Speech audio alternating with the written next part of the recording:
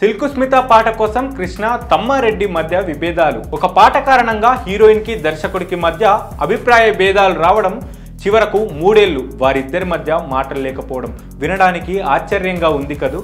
కానీ నిజంగానే ఇది జరిగింది. వరుస అపజయాలతో డిలా పడిన హీరో కృష్ణకు పచ్చని సంసారం 1993 చిత్రంలో మళ్ళీ పూర్వ వైభవం మొదలైంది. ఆ చిత్రానికి దర్శకత్వం వహించిన తమ్మారెడ్డి భరద్వాజతోనే ఆయన చేసిన మరో సినిమా రౌడీ అన్నయ్య. ఇందులో రంభ హీరోయిన్గా నటించారు. ఈ చిత్రంలో ఘట్టమనేని శివరామకృష్ణ అని సొంత పేరుతో కృష్ణ నటించడం విశేషం. ఆడుతూ పాడుతూ షూటింగ్ పూర్తి చేశారు. ఒక పాట మాత్రం మిగిలిపోయింది. చోలికే పీచే క్యా హై పాట. వాకిట్లో రోకలి పెట్ట, నట్టింట్లో తిరగాలి పెట్ట అనే పల్లవితో ఆ పాట సాగుతోంది. ఆ రోజుల్లో దాదాపు ప్రతి సినిమాలోనూ హాస్య నటుడు మోహన్ బాబు మీద ఒక పాట పెట్టడం తప్పనిసరిగా ఉండేది. ఆ ప్రయోగం వ్యాపార పరంగా ఎంతో సహాయపడేది. అందుకే ఈ పాటను బాబు మోహన్ సిల్కు స్మిత మీద తీయాలనుకున్నారు దర్శకుడు భరద్వాజ. రౌడీ అన్నయ్యలో సిల్కు స్మిత బాబు మోహన్ అభిమానిగా నటించారు. అందుకే సన్నివేశానికి అనుగుణంగా ఆ పాట ఉందన్నది భరద్వాజ ఆలోచన. అయితే అటువంటి పాట తమ మీద తీస్తే సినిమాకు హెల్ప్ అవుతుందని హీరో కృష్ణ అభిప్రాయం. ఆ మాటే భరద్వాజతో చెప్పారు. కానీ ఆయన అంగీకరించలేదు. ఈ పాట విషయం వారిద్దరి మధ్య వాదోపవాదాలు జరిగాయి.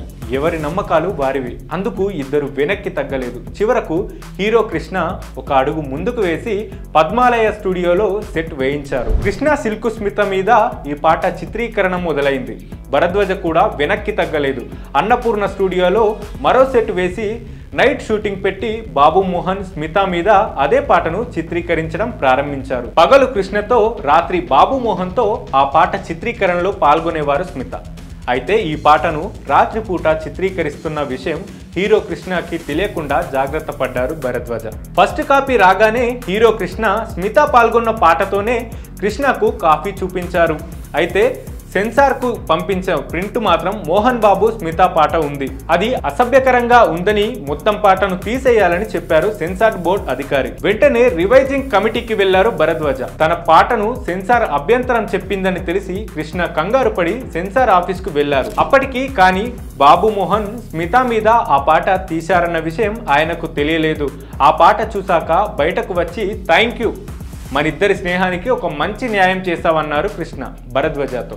ఆ తర్వాత ఆయన్ని దూరం పెట్టారు. 3 ఏళ్ల పాటు వారిద్దరి మధ్య మాటలు లేవు. దర్శకుడిగా నేను కథకు న్యాయం చేయాలనుకున్నాను, కానీ కృష్ణ గారిని మోసం చేయాలనుకోలేదు. దర్శకుడిగా సినిమాకు న్యాయం చేసిన స్నేహం విషయానికి వచ్చేసరికి కృష్ణ గారికి మోసం చేశాననే ఫీలింగ్ నాకు ఇప్పటికీ ఉంది అన్నారు భరద్వాజ.